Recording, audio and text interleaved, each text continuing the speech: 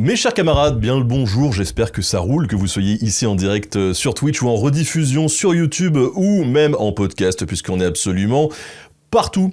Pendant la Seconde Guerre mondiale, il y a eu malheureusement beaucoup de gens qui ont été emprisonnés, internés, déportés.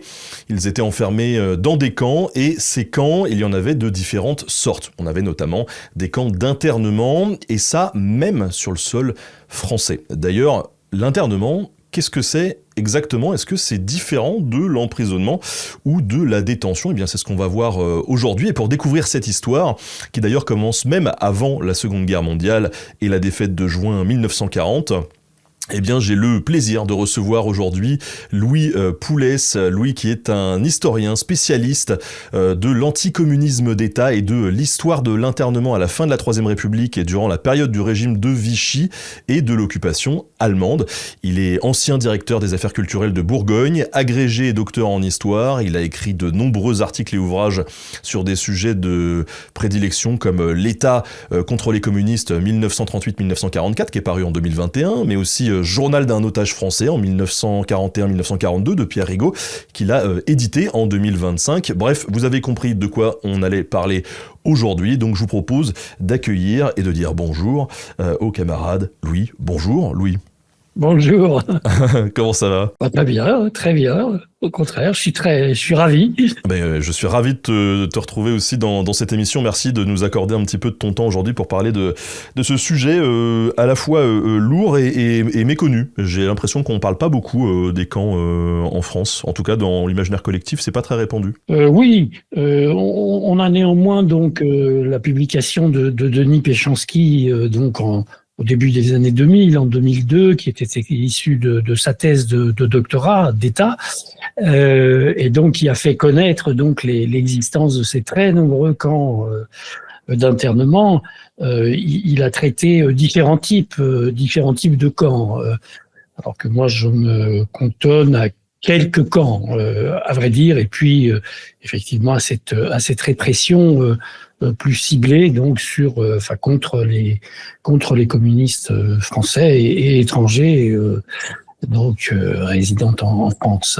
Alors, j'ai évoqué brièvement ton parcours, mais comment t'en es arrivé jusque-là? Qu'est-ce qui t'a amené à l'histoire et à t'intéresser à ces sujets-là? L'histoire, c'est une vieille passion, j'ai été effectivement formé à la Sorbonne, en histoire. J'ai passé l'agrégation, j'ai enseigné quelques temps, et puis ensuite j'ai bifurqué dans l'administration. Mais arrivé à la retraite ou peu avant la retraite, j'ai repris cette vieille passion. Et puis c'était d'abord la passion de la recherche.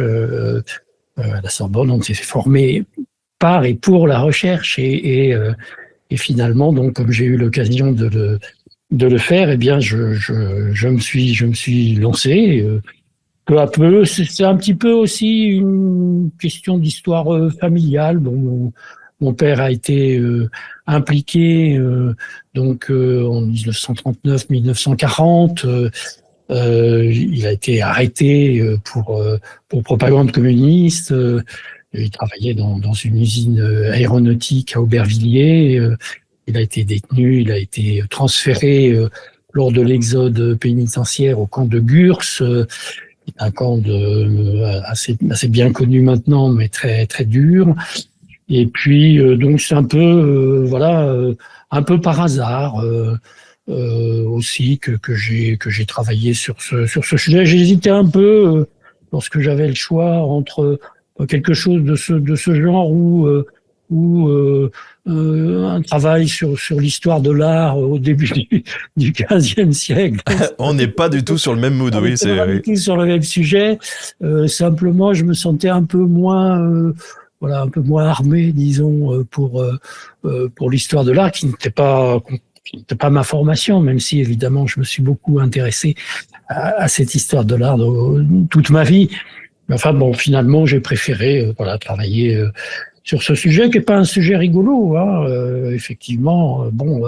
J'étais surtout la préparation d'une thèse. Je préparais une thèse un peu par hasard, là encore, parce que finalement c'était préférable de préparer une thèse pour pour bénéficier de la carte de chercheur de la Bibliothèque nationale de France.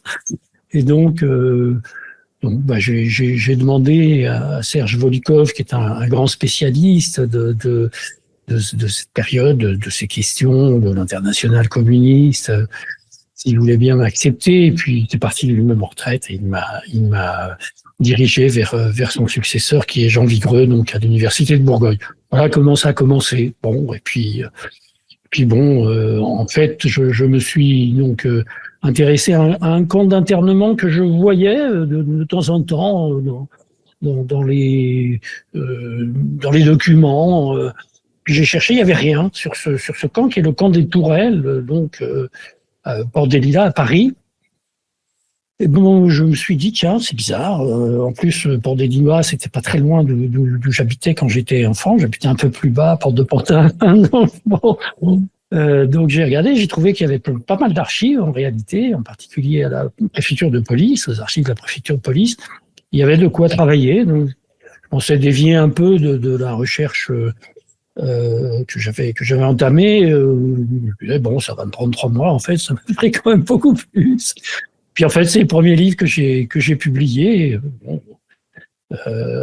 Chez celui qui restait mon éditeur, qui est donc Atlante. Voilà. Et donc, c'est le début un peu de l'aventure, disons. Je te rassure, il y a beaucoup de gens qui passent dans cette émission et qui nous ont confié qu'ils s'intéressaient à un truc qui allait leur prendre 2-3 mois et finalement ça s'est transformé en 10 ans. Voilà, donc t'es pas le seul. Alors juste avant de rentrer dans le vif du sujet, t'as été donc amené à consulter des sources pour travailler sur ces camps français. C'était quoi comme type de sources ? Alors il y en a beaucoup, hein. Il y en a en fait énormément, et donc Denis Péchanski que je citais donc a travaillé dans toute la France sur ces sources qui sont aux archives départementales, qui sont aux archives nationales également. Il y a pas mal de documents aux archives de la préfecture de police à Paris. Il y a vraiment une quantité assez considérable de sources dans la mesure où les camps d'internement, il y en a eu un peu partout en France. Ce sont des sources, beaucoup de sources policières. Ça,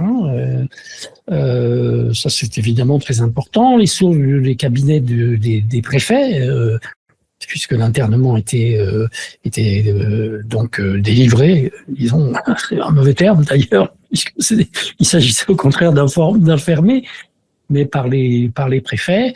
Et puis donc tout ça est disponible. Ça a été d'autant plus disponible qu'en 2015, donc les archives de la Seconde Guerre mondiale ont été ouvertes à tous, et donc ça a été évidemment beaucoup plus facile. Alors il y a des archives aussi des archives judiciaires qui sont parfois un petit peu plus difficiles. Il y a des archives également au service historique de la défense. En bref, il y a largement de quoi faire, bien sûr.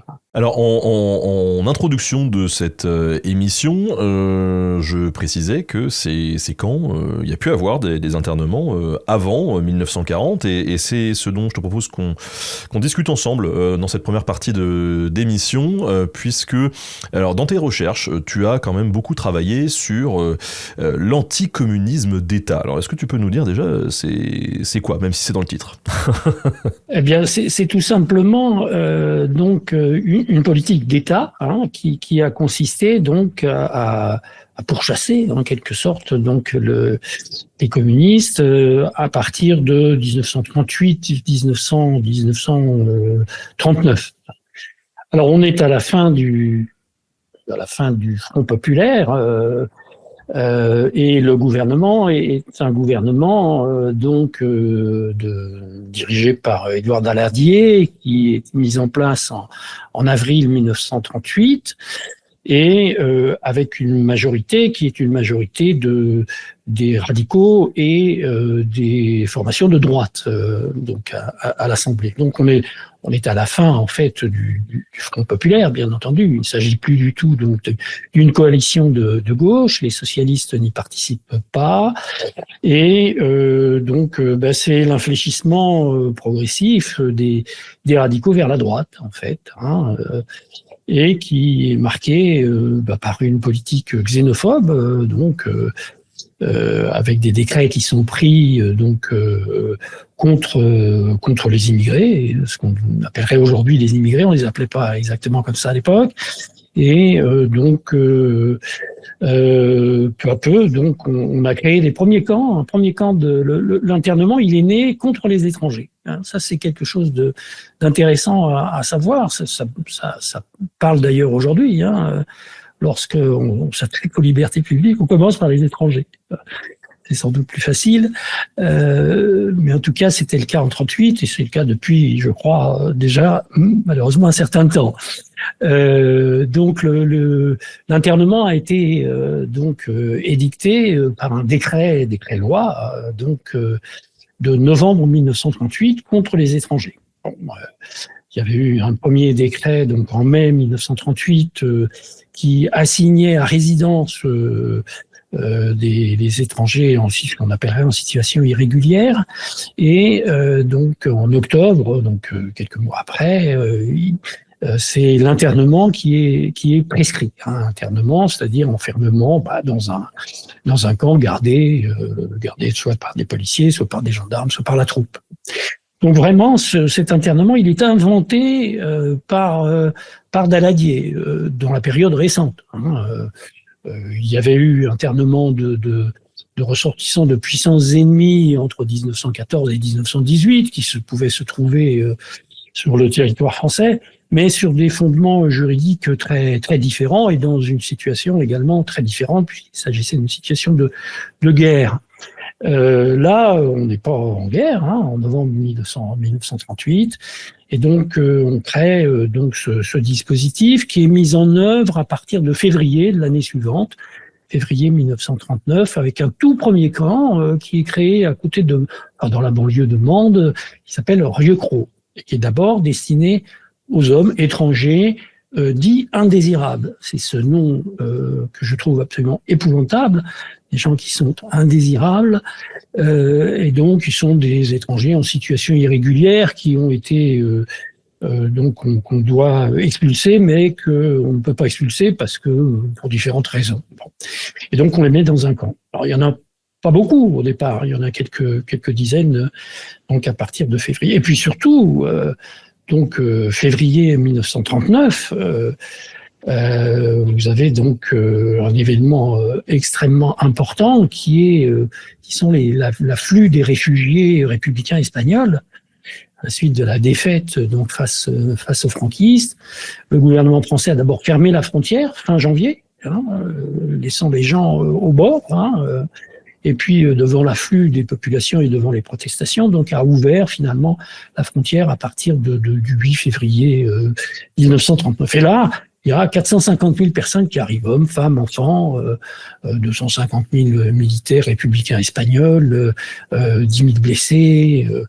Et donc, il faut, on les accueille, ou plutôt on les mésaccueille, puisque on les met dans des camps, et en particulier dans les militaires qui évidemment doivent déposer les armes, on les met dans des camps sur la plage, sans rien.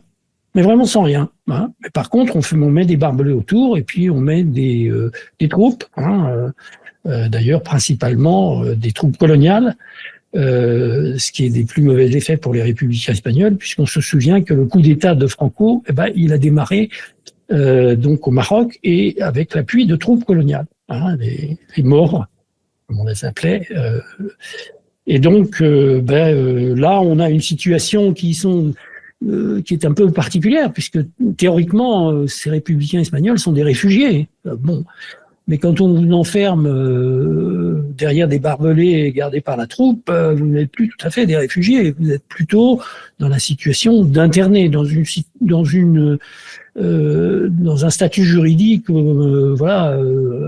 à fait flou, en fait. C'est pas vraiment le décret de novembre 39, là, où vous êtes dans une zone grise, un peu, mais avec, évidemment, plus du tout quelques dizaines d'internés, mais là, des dizaines de milliers, voire des centaines de milliers. Puis, assez vite, quelques semaines après, on ouvre des camps un peu à l'intérieur. J'ai cité le camp de Gurs, il y a le Vernès et de Fond. Il y a 6 grands camps qui sont ouverts, qui peuvent qui peuvent détenir donc à peu près 20 000 personnes hein, quand même. On est dans des chiffres extrêmement importants. Bon.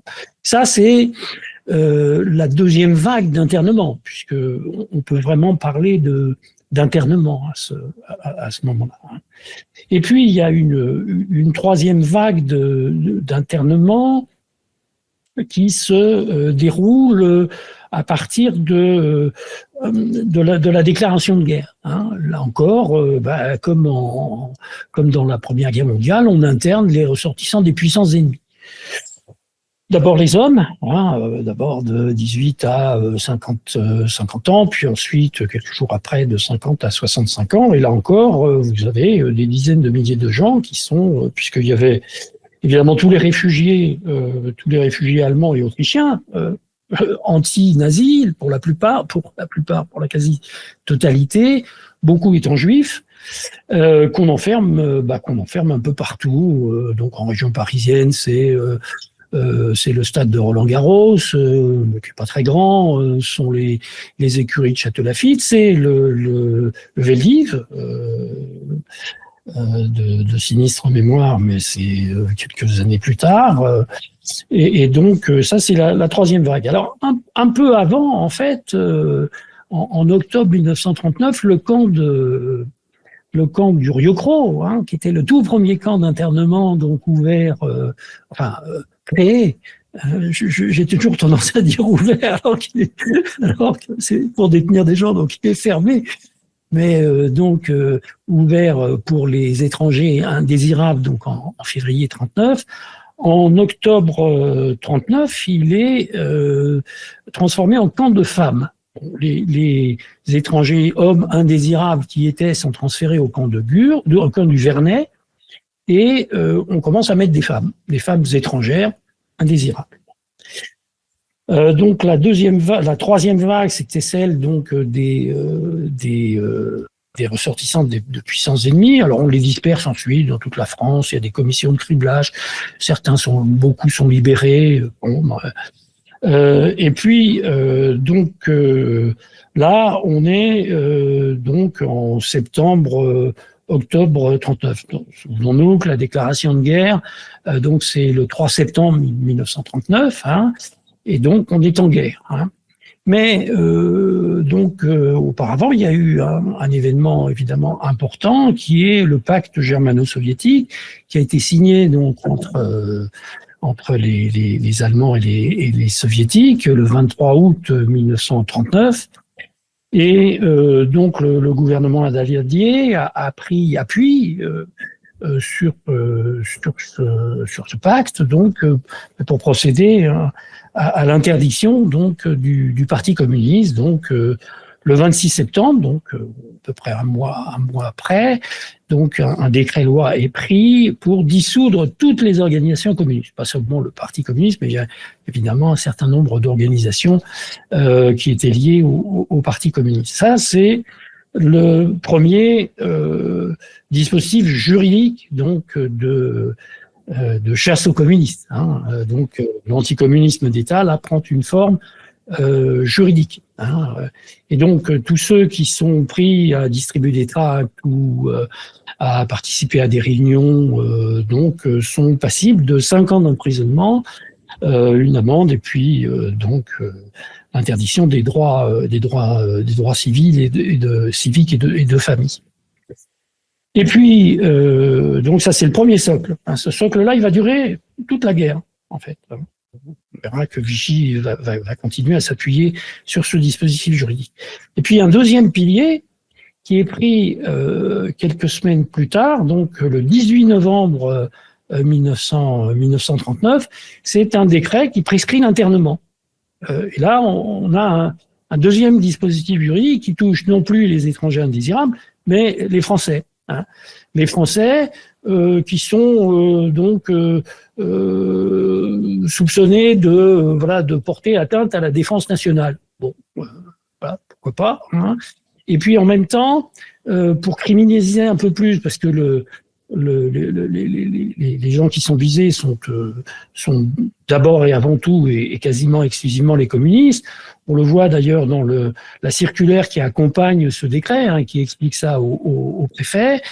Donc, pour criminaliser un peu plus cette activité communiste, on met dans le paquet des récidivistes de droit commun, hein, ceux qui sont susceptibles de menacer l'ordre public. Bon, auparavant, on pouvait les déporter en Guyane. Là, évidemment, on peut plus. Hein, et donc, on va les interner aussi. Hein, et donc, ça, c'est le deuxième pilier. Hein, et deuxième pilier très important, puisqu'en fait, de quoi il s'agit ? Il s'agit d'enfermer des gens qui n'ont pas commis une infraction. S'ils avaient commis des infractions, on les poursuivrait au titre du décret de dissolution des organisations communistes. Et au bout d'un certain temps, en général assez rapidement, il serait présenté à un juge. Hein, et puis ensuite, il passerait en jugement, il serait condamné ou pas, et puis il serait incarcéré pour purger leur peine. Là, on n'est pas du tout dans cette situation. Ce sont des gens qui sont seulement soupçonnés de pouvoir en commettre, mais qui n'en ont pas commis du tout. Hein, ça peut être d'anciens membres du Parti communiste, ça peut être un peu n'importe qui, des sympathisants, voilà. Et donc c'est quelque chose d'extrêmement important. C'est évidemment très grave. Hein. C'est pas illégal puisque il y a un décret-loi qui le permet, mais c'est parfaitement arbitraire. C'est-à-dire que c'est une décision, c'est la décision du préfet, c'est normalement le préfet qui signe l'arrêté d'internement, mais c'est une décision policière en réalité, c'est la police donc qui propose donc l'internement de tel ou tel. Donc c'est une procédure, une action extrajudiciaire puisque les personnes ne sont pas du tout présentées à un juge. Bon, ils peuvent pas se défendre puisqu'il y a rien contre eux. Hein. Et puis ensuite, là aussi, c'est la grosse différence, c'est que donc il n'y a pas de limite dans le temps. C'est-à-dire vous êtes enfermé, vous savez pas pourquoi, vous venez évidemment, vous pouvez pas vous défendre et surtout vous savez pas quand vous allez sortir, parce que voilà, il n'y a pas de limite. Donc c'est ça l'internement. Hein, l'internement, c'est cette procédure extrajudiciaire, donc exorbitante du droit commun. Et donc qui permet d'enfermer des gens en général sans limite de temps, voilà, et sans infraction. Ouais, du coup, on est vraiment en fait ce qui distingue finalement l'internement de l'emprisonnement, c'est que l'internement en fait, comme tu le dis, c'est beaucoup plus arbitraire et on n'en voit pas le bout en fait. On n'en voit pas le bout et on ne passe pas devant un juge. Hein. Quand on passe devant un juge, il y a des garanties. Hein. Il y a des garanties. Vous avez droit à un avocat. Vous pouvez présenter votre défense, vous savez pourquoi on vous attaque, et puis donc vous avez une instance d'appel, donc une double degré de juridiction, et puis si vous êtes condamné, vous êtes condamné, voilà, pour un certain temps. Hein, donc voilà, donc là c'est pas du tout le cas, c'est-à-dire que vous vous trouvez enfermé. Hein, sans limite de temps et sans avoir la possibilité de vous défendre. C'est très sérieux. Mais alors, quand ces premiers camps d'internement sont mis en place, c'est quoi la finalité par exemple, quand on interne ces étrangers indésirables, c'est-à-dire que on se doute bien que ils vont pas disparaître en fait, ils vont rester là. Donc est-ce qu'il y a des projets à plus long terme ou est-ce qu'on se dit on les met là et puis on attend et voilà. Alors pour les étrangers, donc au titre du décret de novembre 38, non, hein, on les garde, et puis ensuite on essaye de les rapatrier, on essaye de trouver des solutions, sinon on les garde. L'objectif, c'est de répondre à la xénophobie, hein, tout simplement. Hein. Il y a une vague très très violente de xénophobie à la fin des années 30.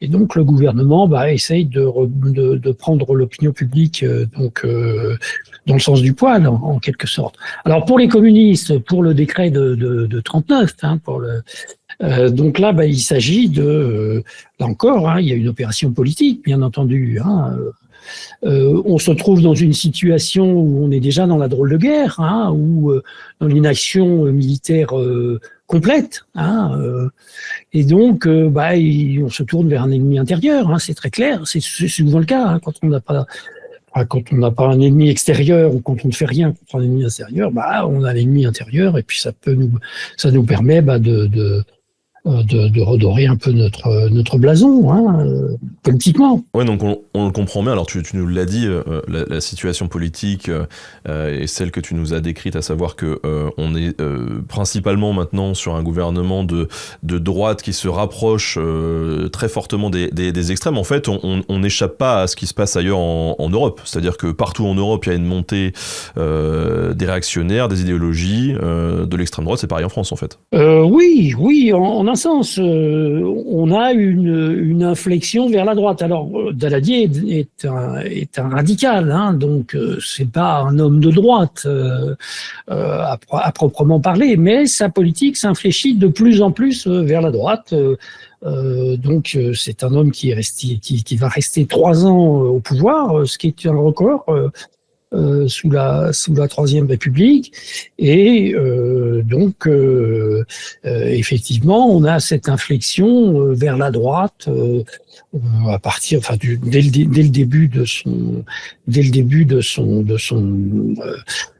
sa présidence du Conseil. On le repère à l'été 38, on le repère donc avec la grève de novembre 38, la grève générale qui est brisée donc par le gouvernement. On le repère en septembre, un peu avant, en septembre 38, avec la signature des accords de Munich qui laissent les mains libres à Hitler du côté de la Tchécoslovaquie. On a vraiment une inflexion vers la droite.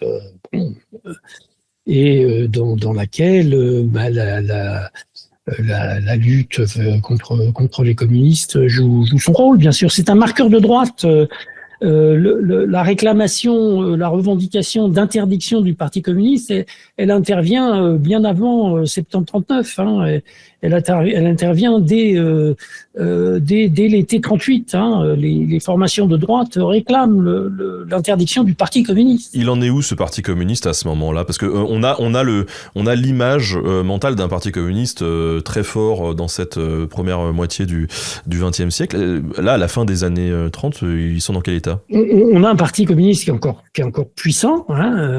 On est après le Front populaire. Le Front populaire a vu une croissance forte du Parti communiste, tant en nombre de voix qu'en nombre d'adhérents. Et donc on a un Parti communiste qui après le Front populaire a vu à peu près 300 000 adhérents, 350 000 adhérents.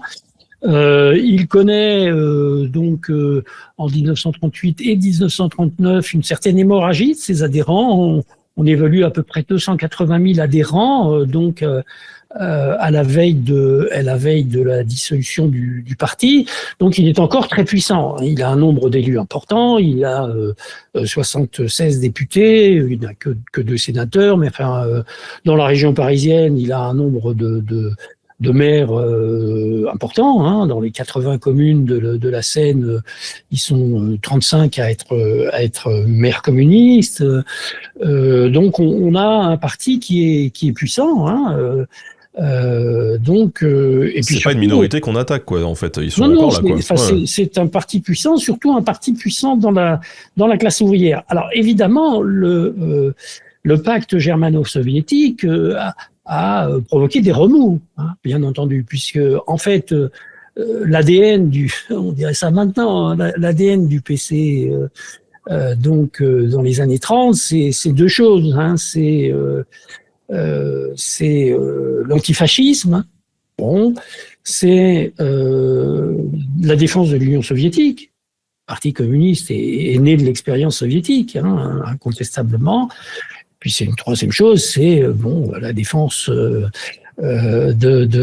la classe ouvrière. Et le Parti communiste est très implanté dans la classe ouvrière, dans une classe ouvrière qui n'est pas celle d'aujourd'hui, qui est très très importante, syndiquée, politisée. Donc évidemment, le pacte a suscité beaucoup d'incompréhension aussi, normal bien sûr, puisque là voilà, l'antifascisme, qu'est-ce qui devient, quoi, qui est constitutif un peu de l'identité communiste.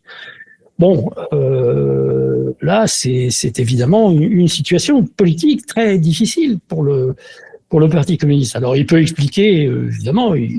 Alors, c'est d'autant plus difficile que comme tous ces journaux sont interdits, tous ces moyens d'expression sont interdits, il ne peut pas essayer de expliquer pour quelles raisons ce pacte a été signé. Alors que bon, on sait aujourd'hui que même s'il y a encore beaucoup de discussions à cet égard, mais que les soviétiques ont signé ce pacte parce qu'ils ont vu que l'Angleterre et la France traînaient excessivement les pieds pour conclure un pacte de défense avec eux.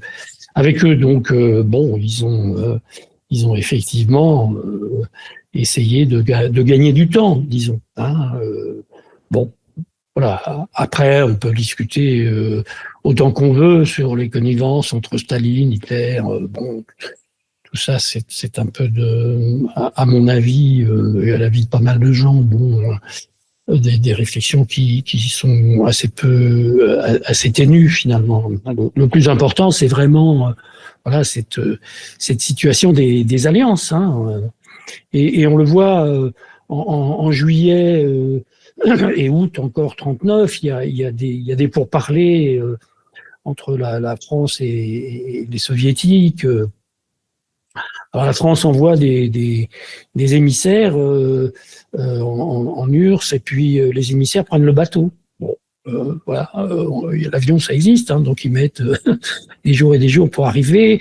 On a du côté anglais un document très très très intéressant qui est la publication des mémoires de l'ambassadeur soviétique qui s'appelle Ivan Maïski, qui est ambassadeur entre 36 et 43 en Grande-Bretagne et qui montre très très clairement les atermoiements des Anglais. Et les Français sont vraiment sur ce sujet-là complètement à la remorque de la diplomatie britannique. Et vraiment, la première chose que font les soviétiques quand arrivent les émissaires français, leur disent quels sont vos pouvoirs. Bon, ils disent non, on n'en a pas. Bon, on n'en a pas. Donc, voilà, donc c'est une situation qui effectivement pour le PCF est très très compliquée. Et du coup, alors bon, comme on dit, ils ont un peu le cul entre deux chaises, mais est-ce qu'il y a au sein même du parti, il y a des dissensions ou pas? Il y a des gens qui se disent non mais là on peut plus suivre les Russes ou ça se passe comment? Bien sûr. Alors bien sûr, il y a un certain nombre d'adhérents qui quittent le parti, évidemment, qui quittent parfois de façon fracassante. Il y a des députés qui rompent avec le parti, pas tant que ça, mais enfin quelques-uns. Et puis il y a pas mal d'adhérents qui le font. Un grand écrivain, il s'appelle Paul Nizan, donc a quitté le parti avec fracas à cette époque. Donc oui, bien sûr, ça crée des remous. Alors dans la direction communiste, c'est assez difficile parce qu'en plus, donc à partir de fin septembre, le parti est interdit. Donc sa direction est dispersée. Dès le mois d'octobre, donc il y a une partie qui sont clandestins en France, une partie qui est réfugiée donc en Belgique, et puis une autre partie qui est partie en Union soviétique. Donc les communications sont pas faciles, mais en tout état de cause, le parti met à peu près un mois. On le suit parce qu'on a des documents, des déclarations du groupe parlementaire. Mais à peu près un mois, le mois de septembre, donc pour s'aligner sur l'international communiste. Il traîne les pieds un peu, et puis il se rallie à la position de l'international qui consiste à dire que la guerre est une guerre impérialiste. Voilà un peu à l'exemple de la Première Guerre mondiale, alors que le 2 septembre 39, les députés communistes ont voté les crédits de guerre et voilà, c'était évidemment la ligne politique traditionnelle antifasciste du Parti communiste. Donc après le pacte, sous l'influence, sous la pression de l'international communiste, donc un tournant est pris. malheureux tournant, évidemment, vu notre fenêtre aujourd'hui, bien sûr. Donc, il consiste à dire que la guerre est impérialiste. Et cette ligne politique, elle va perdurer jusqu'en mai 1941. Donc avant l'invasion de l'Union soviétique par les nazis, à peu près 1 mois et demi, 2 mois avant la rupture en fait du pacte germano-soviétique. Donc c'est une situation qui est compliquée, évidemment, puisque beaucoup de communistes sont très désorientés. Alors il y en a qui font confiance, il y en a qui disent si les soviétiques font ça, c'est qu'ils ont leur raison. On peut penser que et qui disent ils gagnent du temps, ce qui était le cas.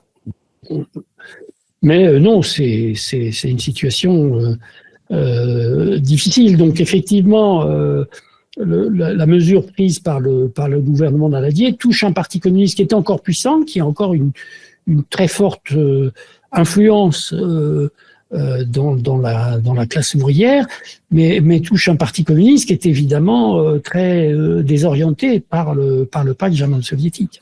Ces internements, donc on a compris, ils ont commencé avant la guerre, et puis ils vont continuer pendant la guerre, sous l'occupation, et notamment sous le régime de Vichy. Alors on va rappeler ce que c'est le régime de Vichy, mais avant ça, c'est vrai que les études historiques qui se penchent sur l'histoire du XXe siècle, elles ont souvent tendance à séparer finalement ce qui s'est passé avant 1940 avec la Troisième République et la fin de la Troisième République, et puis après 1940 et la mise en place du régime de Vichy et puis l'occupation. Qu'est-ce que t'en penses, toi? Est-ce qu'il faut séparer tout ça? Oui, bien sûr. Alors c'est une séparation commode dans les archives publiques. Il y a avant 40 et puis il y a après 40. Par exemple, là, c'est un exemple de cette coupure. Bien sûr, le régime de Vichy, met fin à la Troisième République. C'est une dictature, donc c'est un régime qui est essentiellement différent de ce qui précède.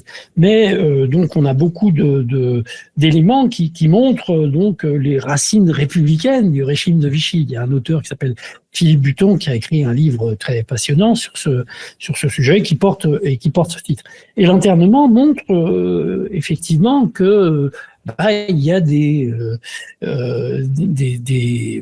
racines antérieures à ce régime de Vichy. Le premier camp d'internement au titre donc de ce décret du 18 novembre 1939, donc contre les communistes et contre les récidivistes de droit commun, il est ouvert. Contre les communistes, il est ouvert donc en décembre, novembre-décembre, le temps de mettre en place tout ça. Donc il est ouvert à Baillet en France, qui est une petite commune qui est aujourd'hui dans le Val d'Oise, et il y a à peu près 400 personnes qui sont internées dans ce camp jusqu'au mois d'avril-mai 1940. Alors il y a certains qui sont en âge d'être mobilisés, qui sont transférés dans une compagnie spéciale dite spéciale de travailleurs, mais qui sont en fait toujours internés.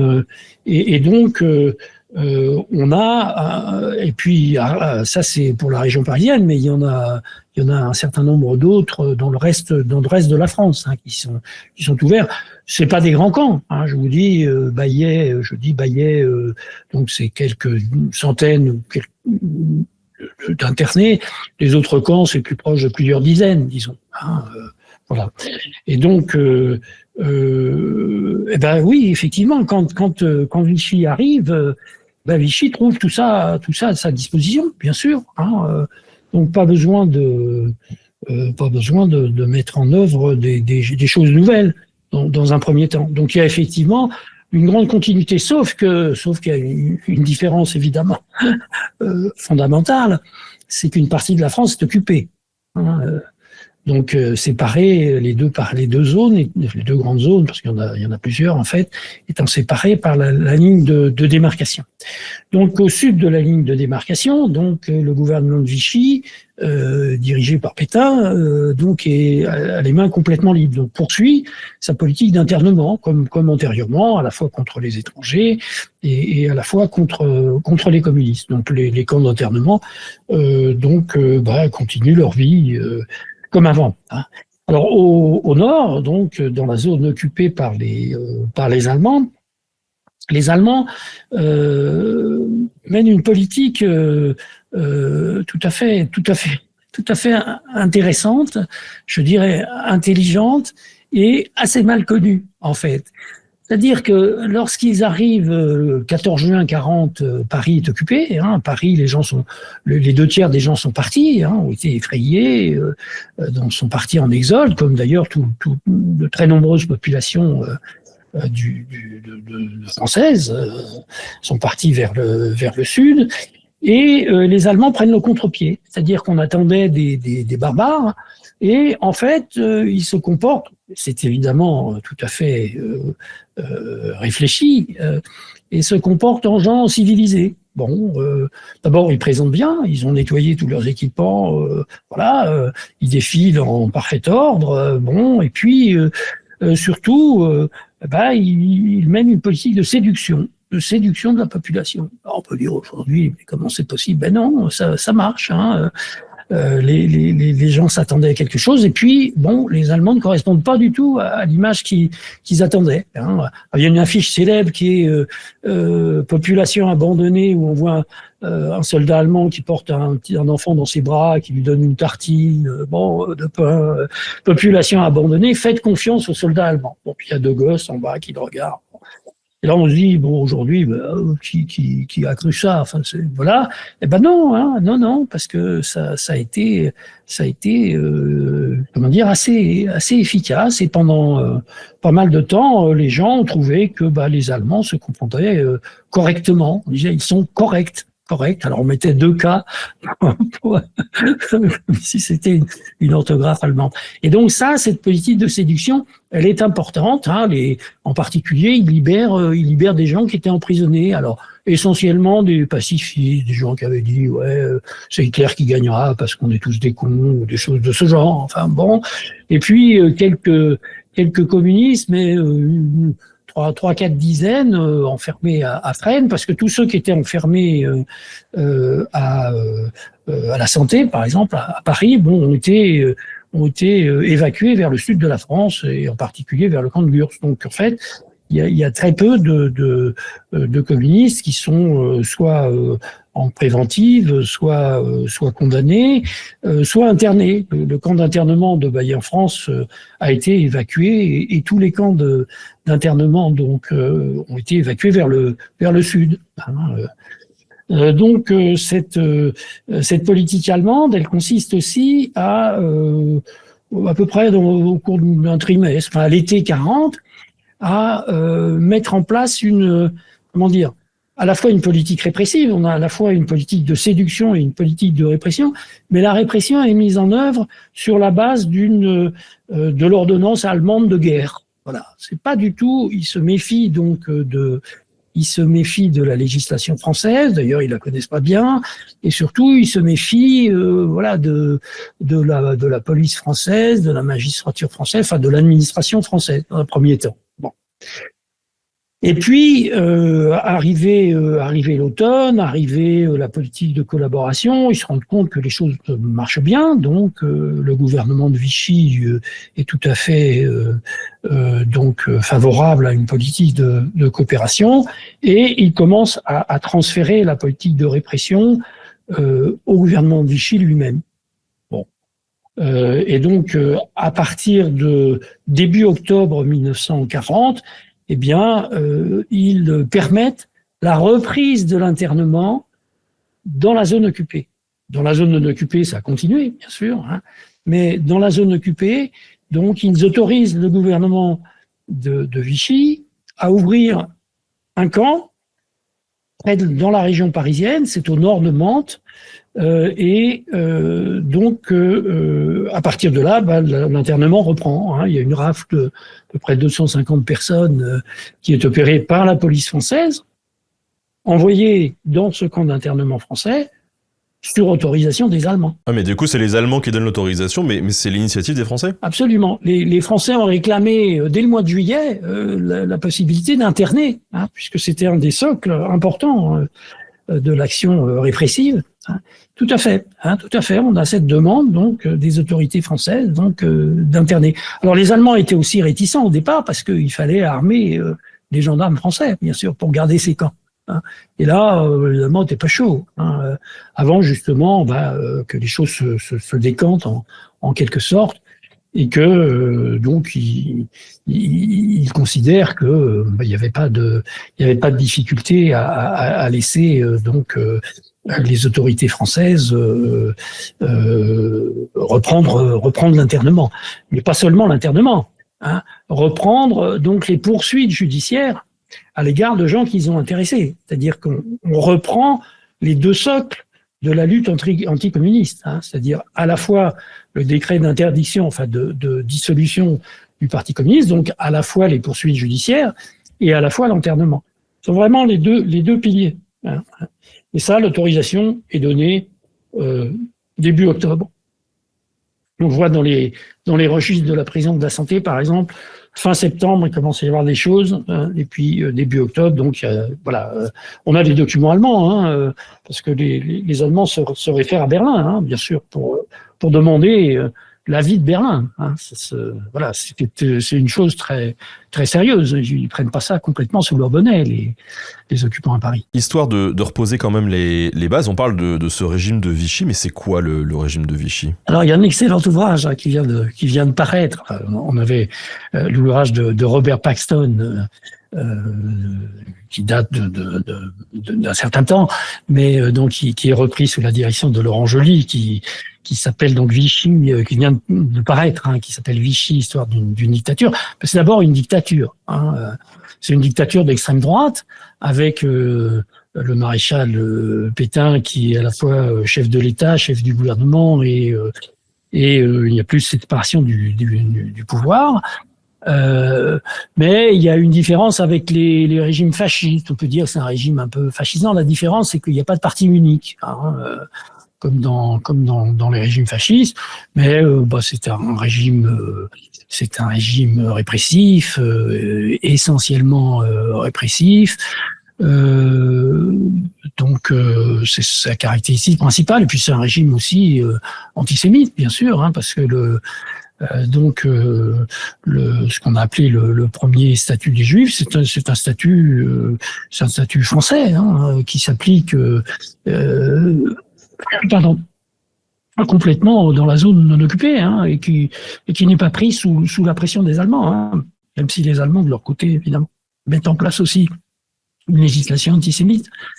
Voilà, hein, donc parce que c'est en gros que le régime de Vichy, hein, puis c'est un régime aussi donc qui collabore avec les Allemands, hein, parce que ce qui est important à savoir, et là encore c'est quelque chose qu'on a un peu oublié peut-être, c'est que en France, que ce soit la zone non occupée ou la zone occupée, l'administration est une administration française. C'est le gouvernement de Vichy qui administre la France occupée. Alors, dans la zone occupée, c'est sous la surveillance étroite des Allemands. Hein. Les Allemands mettent en place ce qu'on a appelé une administration de surveillance, hein, c'est-à-dire qu'ils suivent de près ce qui est fait par l'administration française. Mais c'est une administration de surveillance, c'est pas, ils n'administrent pas le pays.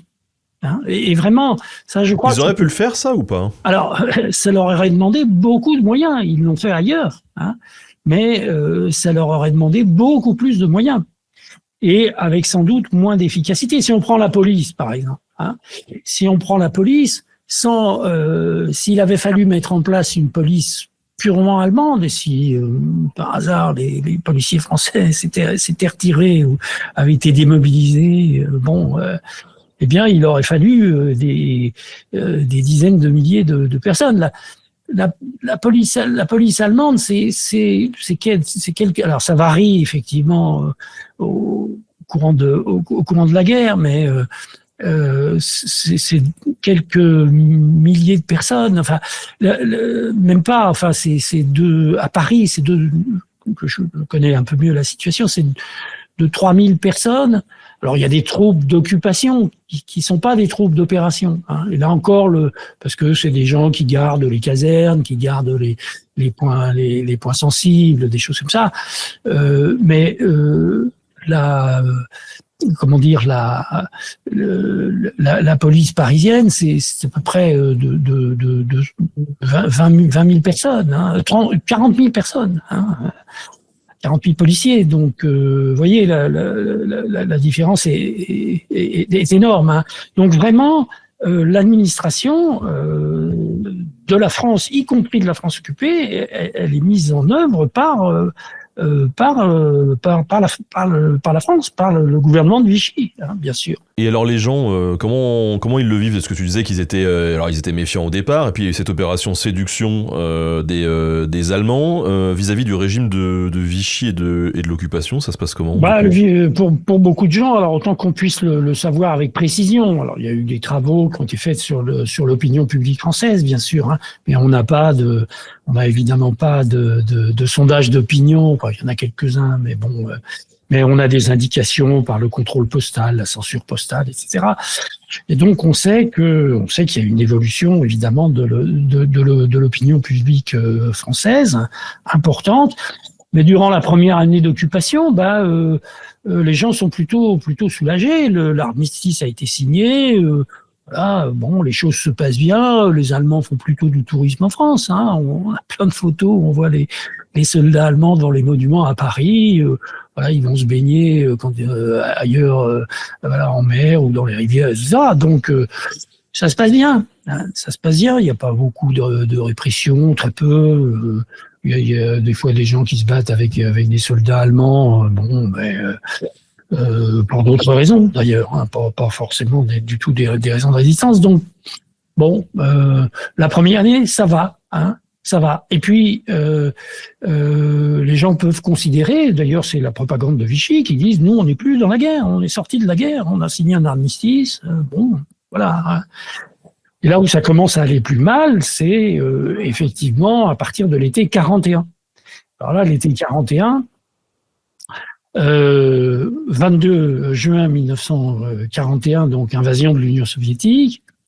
On a vu qu'il y a un changement de ligne politique quelques semaines auparavant, qui considère plus la guerre comme impérialiste, et donc l'internationale communiste préconise, demande au Parti communiste français de réagir donc et de perpétrer des attentats, hein, des attentats contre les matériels d'abord, hein, contre les voies ferrées par exemple, et puis directement contre les soldats allemands. Donc le premier attentat a lieu le 21 août 1941, l'attentat qui est assez célèbre, donc qui est au métro Barbès, donc un officier allemand qui est abattu par un jeune communiste qui s'appelle Pierre Georges et qui sera connu ensuite sous le nom de colonel Fabien. Et là, en fait, il y a un deuxième attentat le soir au métro Bastille, mais ça échoue. Mais les Allemands sont au courant, évidemment. On va y revenir à 41 et à ce basculement, mais avant ça, j'aimerais qu'on reprenne un peu sur 40 pour bien comprendre la situation. Tu as dit que le régime de Vichy, c'était un régime fascisant, dans le sens où il y avait quand même encore d'autres partis politiques. Alors justement, quand on passe de la Troisième République au régime de Vichy, il se passe quoi avec les autres partis politiques? Et d'ailleurs, les personnalités politiques qui pouvaient être en place, qu'est-ce qu'elles deviennent? Oui, alors il y a un certain nombre de partis il y a des partis autorisés, donc les autres sont interdits. Et les partis autorisés sont les partis d'extrême droite. Bon. Il y en a 2, 3 ou 4, enfin il y a des espèces de groupuscules dirigés par des personnalités mais donc les autres sont interdits, et un certain nombre de responsables politiques de premier plan sont internés. Hein. Daladier, donc Édouard Daladier et son successeur, donc à partir d'avril 1940 jusqu'à fin juin 1940, donc Paul Reynaud, sont internés sur la base d'un dispositif du 3 septembre 1940 qui est exclusivement réservé donc à ces personnalités politiques et puis à quelques personnalités du monde de l'économie, par exemple le futur Marcel Dassault, Marcel Bloch à l'époque, donc il prendra le surnom de son frère, Dassault, qui était un général de chars d'assaut. Sont internés dans des conditions relativement correctes, ce sont des hôtels, voilà. Donc oui, les autres formations politiques sont interdites. Il y a plus de parti socialiste, il y a plus de parti radical, même les formations de droite n'ont plus d'existence réelle. Est-ce que ça veut dire qu'il y a quand même des dissensions entre ces différents partis ou pas ? Il y a une extrême gauche de l'extrême droite ? Des partis autorisés, des partis d'extrême droite autorisés. Ah oui, ils se tirent dans les pattes, ils se tirent la bourre, c'est ce qu'on a appelé les collaborationnistes. Donc c'est pour montrer que en fait c'est des gens qui peuvent être très critiques à l'égard de Vichy, à l'égard de Pétain. Ils le trouvent trop mou. Ils trouvent qu'il va pas assez loin dans la politique de collaboration. Enfin, oui. Voilà. Alors du côté des anciens partis, tout le monde est un peu assommé. On a bien les rapports des préfets qui le montrent. Le seul parti politique qui a encore une activité évidemment clandestine, c'est le Parti communiste. Et dès l'été 1940, il continue son activité, d'autant plus que donc il y a des gens qui reviennent d'Exode, qui reviennent à Paris par exemple, qui sont partis dans la foule, dans les gens, et puis il y a des gens qui sont démobilisés. L'armée française est démobilisée, et donc il y a des militants qui reviennent donc au mois d'août, au mois de septembre. Et qui renforce le Parti communiste. Donc les rapports des préfets sont très clairs là-dessus, ce qui d'ailleurs donc les amène à renforcer la politique d'internement. Alors tu nous l'as dit justement, cet internement, donc sous impulsion des Français, d'abord il se déporte vers la zone libre et puis ensuite il revient avec l'autorisation des Allemands en zone occupée.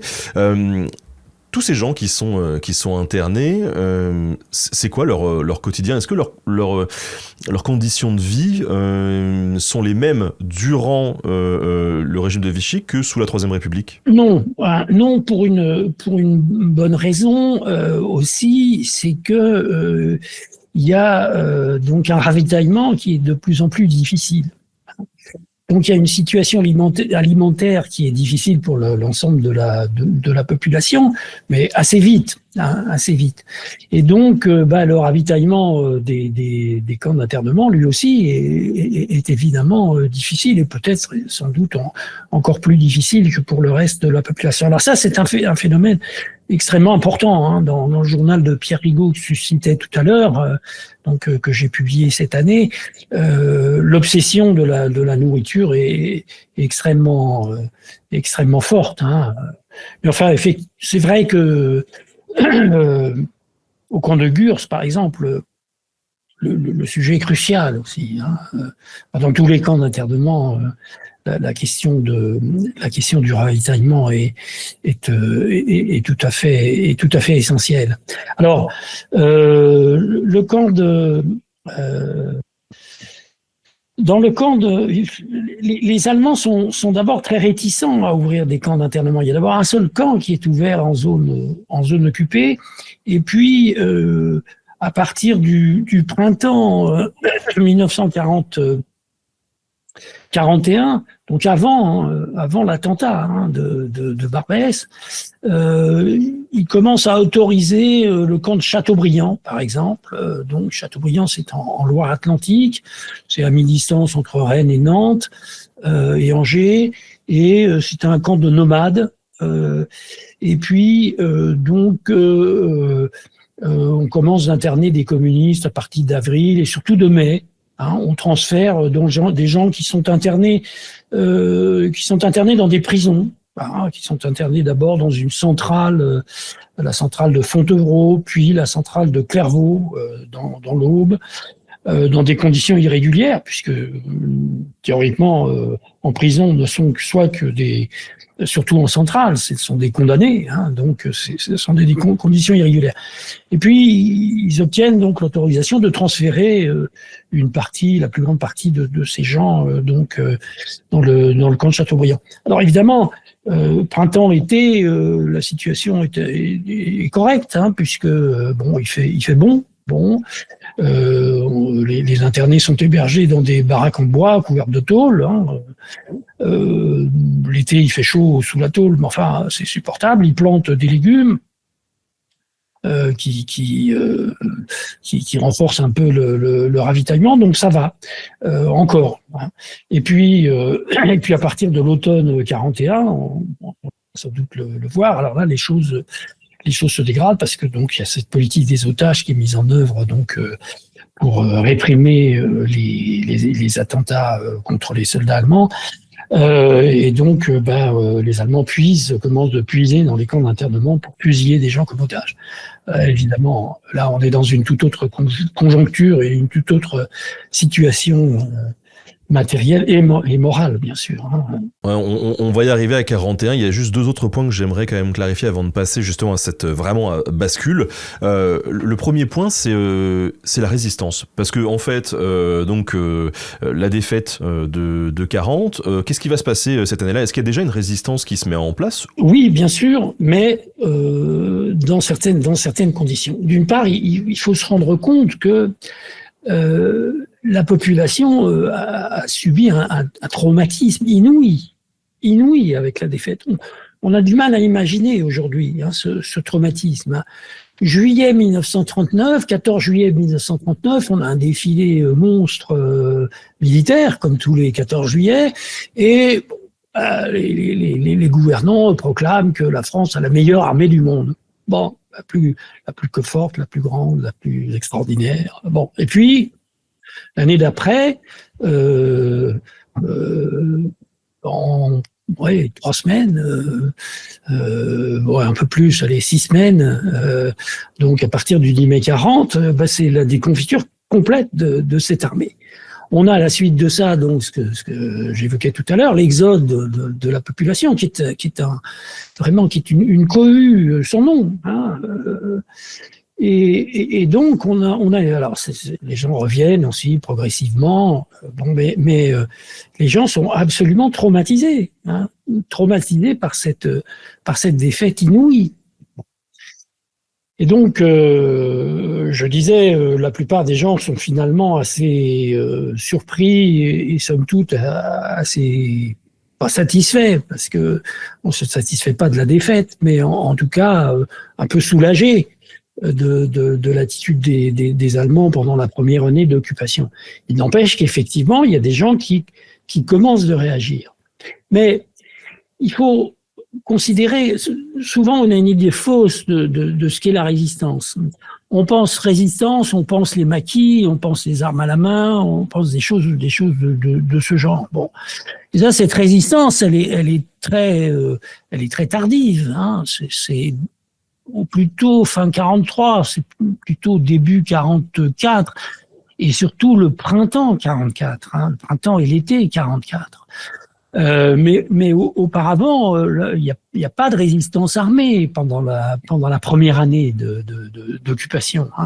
La première résistance armée, c'est effectivement cette exécution donc de l'officier allemand au métro Barbès. Alors antérieurement, qu'est-ce qu'on a ? On a surtout une résistance politique. Il s'agit d'essayer de faire comprendre à la population ce qu'est le régime de Vichy, ce qu'est l'occupation, ce qu'est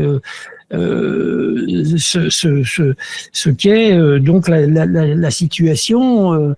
Et donc il y a des feuilles qui sont publiées de différents horizons, et pas seulement les communistes qui ont effectivement gardé un appareil organisationnel non négligeable, mais il y a des gens qui réagissent qui peuvent réagir individuellement, qui peuvent créer des petits ensembles.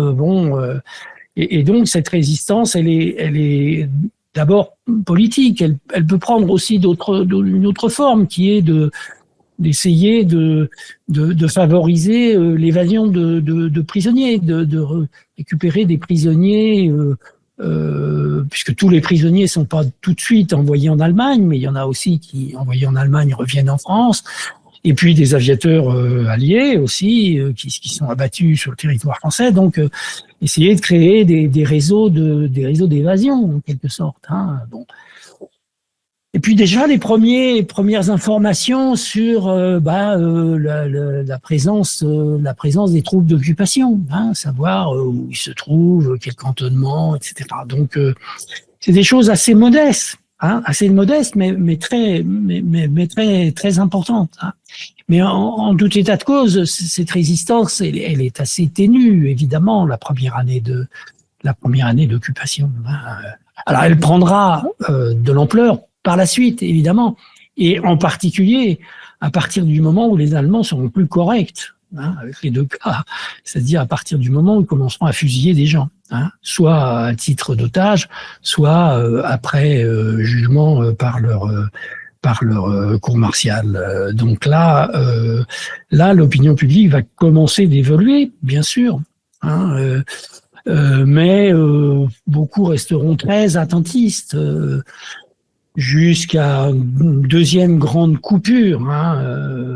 Donc de l'occupation. Vraiment, la première coupure de l'occupation, c'est l'automne 41, avec cette politique allemande des otages.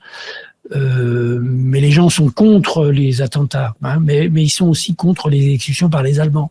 Et puis surtout, la deuxième grande coupure, c'est la grande coupure du travail obligatoire, de la déportation de main-d'œuvre. Ça, c'est fin 42, ça commence déjà fin 42. Et puis surtout début 43. Alors là, toutes les familles quasiment françaises sont affectées de près ou de loin. Et là, vraiment, il y a un basculement qui est évident de l'opinion publique. Voilà. Mais la première année d'occupation, non, c'est la résistance, elle est faible. Durant l'introduction de cette émission, tu nous as évoqué le camp d'internement des Tourelles, qui est en plein Paris. Tu as bossé un petit peu dessus. Est-ce que tu peux nous en parler un peu rapidement, qu'on ait vraiment une idée concrète du truc ? Oui, bien sûr. Alors c'est un camp un peu assez étonnant. Le site existe toujours. C'est une caserne, la caserne des Tourelles. C'est une caserne qui avait été construite dans les années 1880 à la porte des Lilas. Donc elle existe toujours, mais elle est occupée par la DGSE, la Direction Générale des Services de sécurité extérieure. Bon, donc les services français militaires extérieurs depuis 1946 en fait. Donc cette caserne des Tourelles, elle a d'abord servi comme hébergement de réfugiés. Ces réfugiés, là, avec l'invasion allemande de mai-juin, il y a des Belges, des gens du Nord qui sont venus vers Paris et on les a d'abord hébergés là. Et puis ensuite, ils sont partis plus loin donc la caserne est restée vide pendant un certain temps, enfin pas complètement vide, mais en partie. Et puis, fin octobre 1940, donc on a vu que début octobre 1940, les Allemands ont commencé donc d'autoriser l'administration française à reprendre l'internement. Et donc la préfecture de police de la Seine, donc a commencé de mettre en place ce camp d'internement où les premiers véritables internés sont arrivés début novembre 1940. Alors, ce sont d'abord des étrangers, des étrangers indésirables. Là, des gens qu'on peut la plupart du temps pas expulser. Il y a aussi quelques vagabonds, mais étrangers. Et donc on les enferme. Alors parmi ces étrangers, il y a des juifs, mais pas comme juifs, hein, comme étrangers dans un premier temps. Et c'est pas gigantesque, hein. Il y a deux bâtiments sur trois qui sont le camp d'internement. Bon, alors à partir de là, donc le nombre s'accroît, mais au printemps 1941, à partir donc de la première grande rafle contre les Juifs, donc qui est la rafle dite du Billet Vert, donc en mai 1941, et l'ouverture du camp de Pithiviers et de Beaune-la-Rolande. Il y a un certain nombre d'internés des Tourelles qui sont transférés à Pithiviers. Et puis surtout à partir du 20 août, non pas le 21 c'est l'attentat de Barbès. Le 20 août 1941, on a le début d'une rafle qui dure plusieurs jours, dite du 11e arrondissement, mais ça déborde une fois encore du 11e arrondissement, qui est une rafle opérée conjointement par la police française et les Allemands, mais c'est la police française qui est au premier rang. Et qui ouvre le camp de Drancy. Le camp de Drancy, est ouvert à partir du 20 août 1941. Et donc, ce camp de Drancy, il est d'abord réservé aux hommes, hein, aux juifs, bien sûr, exclusivement des juifs, mais des hommes, d'abord, exclusivement. Et pendant toute cette période, à partir de l'été du mois d'août 1941 jusqu'au mois de juillet 42, le camp de Drancy n'est pas mixte. C'est un camp donc réservé aux hommes, et les femmes juives donc sont internées au camp des Tourelles. Bon. Donc le camp des Tourelles sert de camp d'internement des femmes juives de la région parisienne. Donc, parmi elles, il y a une personne qui est célèbre, qui est Dora Brouder, hein, qui fait l'objet d'un très beau livre de Patrick Modiano, qui a été ensuite transféré comme la totalité des Juifs des Tourelles, au camp de Drancy, puis ensuite déporté et assassiné. Il en reste des traces de ce camp aujourd'hui ? Il en reste des traces. Oui, il y a une plaque qui a été apposée par la mairie de Paris en 2018. Donc à la suite des travaux que j'avais effectués, ça faisait pas mal d'années que la mairie de Paris savait qu'il y avait eu un camp d'internement, mais n'avait pas la connaissance précise. Enfin, on n'avait pas la connaissance précise de ce camp. Donc après mes travaux, la mairie a souhaité apposer une plaque. Elle a apposé une plaque non pas sur les murs de la caserne, puisque c'est la DGSE, et donc la DGSE n'a pas autorisé, et le ministère de la Défense n'a pas autorisé la mairie à apposer la plaque sur ces murs, mais sur les murs de la piscine qui est juste à côté, hein, qui a d'ailleurs donné le nom au service secret français un certain temps, à la piscine, le SDEC qui était après appelé la piscine. Et donc, oui, il y a cette plaque, et cette plaque a été inaugurée en présence d'une des toutes dernières survivantes. Hein, il y avait à l'époque, en 2018, à ma connaissance, 3 survivants qui avaient été internés dans ce camp. Et cette femme, avait été internée 18 mois, elle s'était évadée en janvier 44, et elle était présente. J'en profite, légère petite digression, mais tu as mentionné la rafle du Billet Vert. Si ça vous intéresse, tous ceux qui nous écoutent, sachez que sur YouTube, sur ma chaîne Nota Bonus, en 2021, il y avait une découverte de photographie de cette rafle, pour le coup, et donc on a sorti une vidéo là-dessus. C'est la première rafle française de la Seconde Guerre mondiale, publiée en 2021.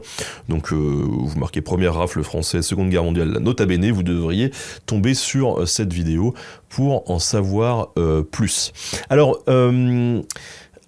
nous arrivons donc au fameux tournant de cet été 41 dont tu as commencé un petit peu à nous parler. Donc il y a la rupture du pacte germano-soviétique. Donc jusque-là, les Russes et les Allemands se tapaient pas trop dessus. Bon là, les Allemands changent leur fusil d'épaule et ils commencent à taper sur les Russes. Comment va réagir le parti, les communistes en France ? La réaction est antérieure, en fait, puisque ce changement de ligne politique, l'abandon de la ligne politique anti-impérialiste, de guerre impérialiste, date.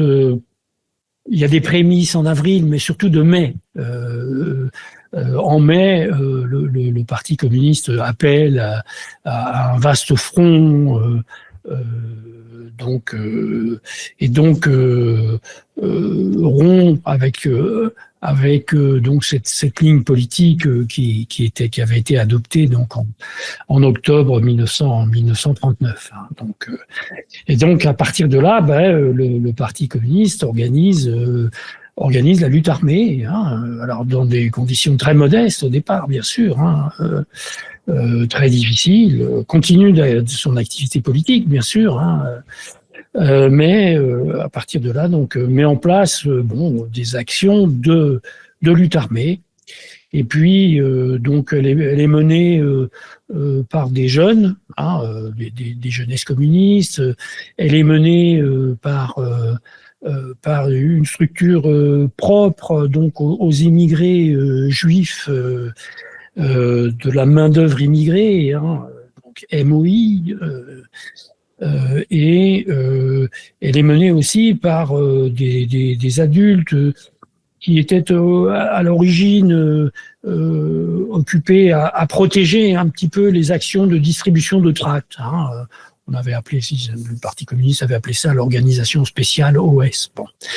Et puis les premiers attentats sont menés surtout par des jeunes communistes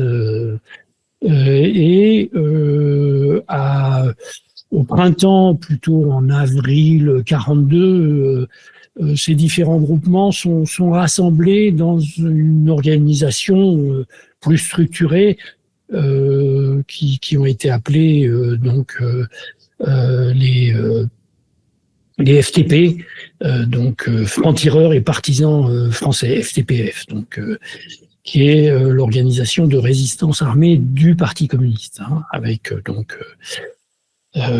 des actions plus structurées, plus organisées, qui se développent à partir de cette période.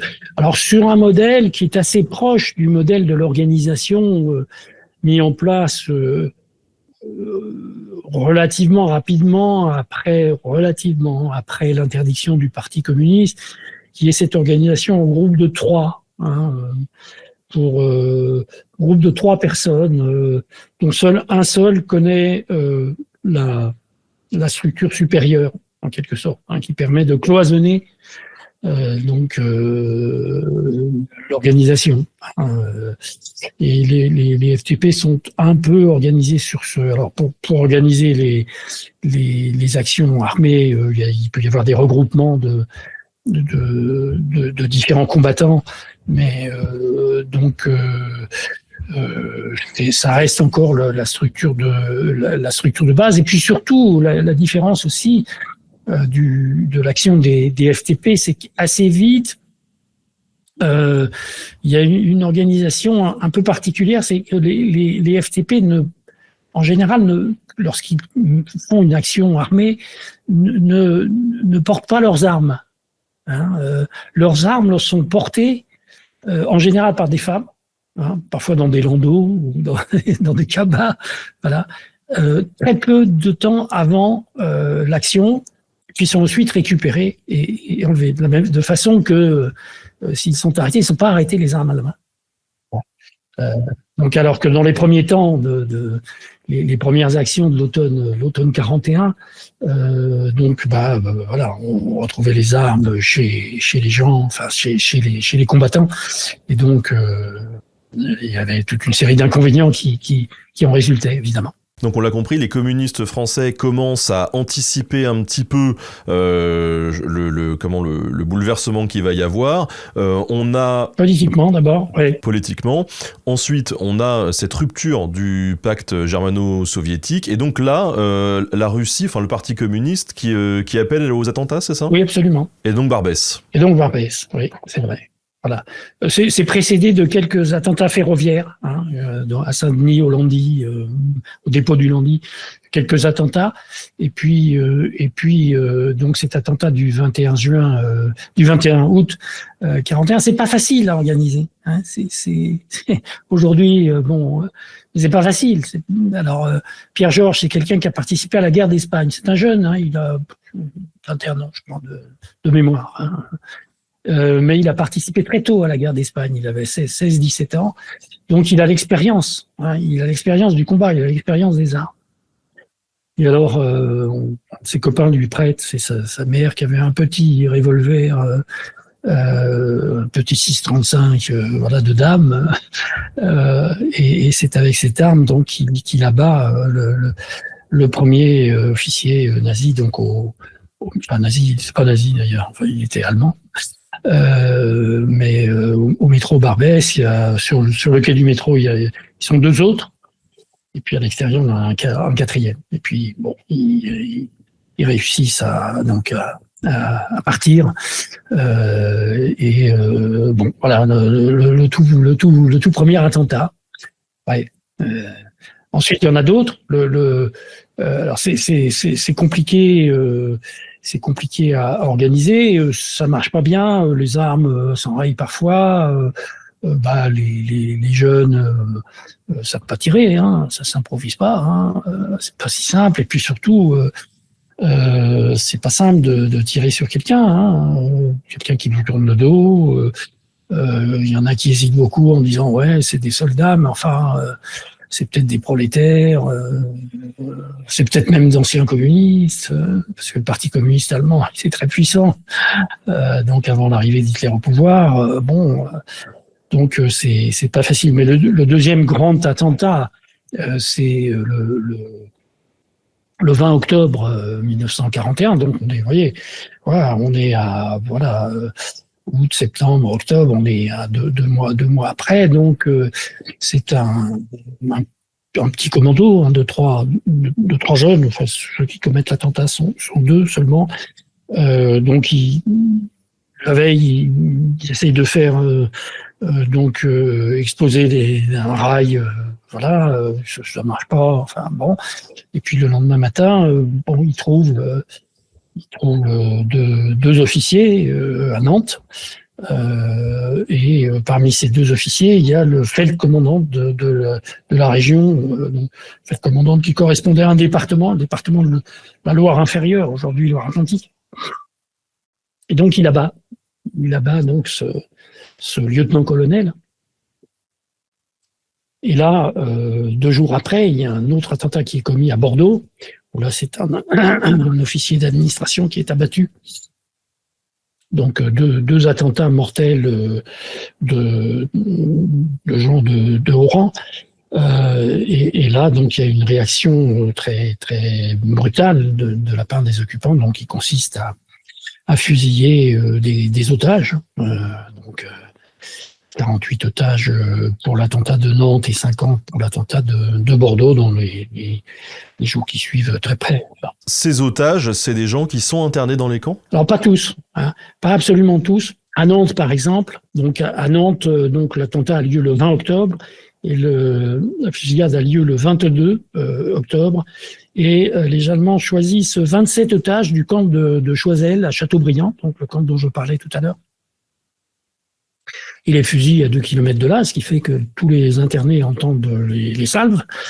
Par contre, à Nantes, ils sont choisis 18 otages, ou 16, si ma mémoire est bonne, donc qui sont extraits de prison. Et puis à Paris, au Mont-Valérien, donc ils sont extraits de la prison de la Santé, je crois. Ce sont des gens qui sont originaires de Loire-Atlantique. Par contre, à à Souges, dont le camp de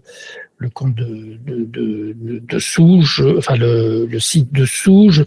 Les otages sont pour, je crois, enfin autant que je me souvienne, là encore, 35 issus du camp de Mérignac, du camp d'internement de Mérignac, et une quinzaine qui sont issus du camp de la prison de Saint-Michel.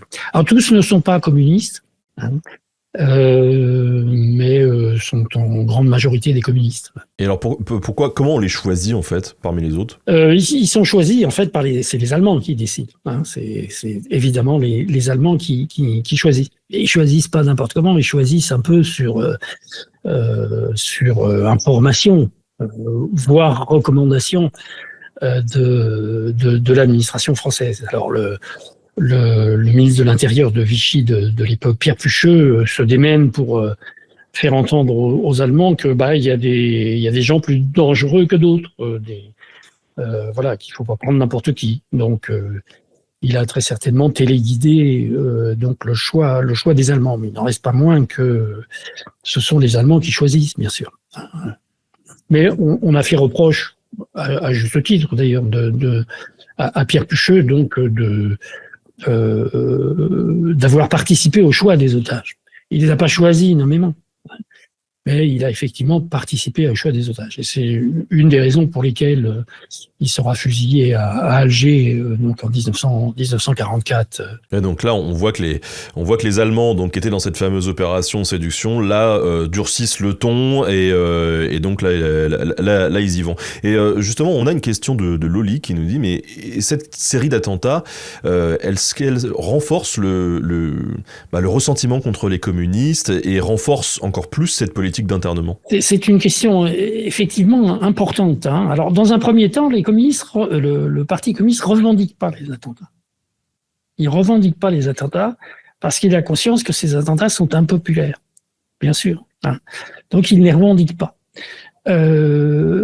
Mais pourquoi ces attentats? Tout simplement pour sortir de cette situation d'apathie, hein, et pour faire rentrer de nouveau le pays dans la guerre. Hein. Le pays n'est pas l'écart de la guerre, bien entendu, contrairement à ce que Vichy veut faire croire et les Allemands veulent faire croire, hein, au cours de cette première année.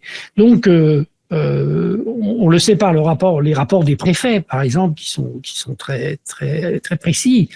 Les gens sont contre les attentats, très très très très clairement, hein, mais ils sont aussi contre les fusillades d'otages. Voilà. Donc on a cette espèce de contradiction, hein, effectivement. Donc c'est vrai, les Allemands ont commencé la politique d'otages dès le 6 septembre 1941, et puis en augmentant progressivement donc le nombre des otages, mais les premières fusillades massive d'otages, donc c'est celle du 22 octobre et du 24 octobre, donc dans la région nantaise et à Bordeaux.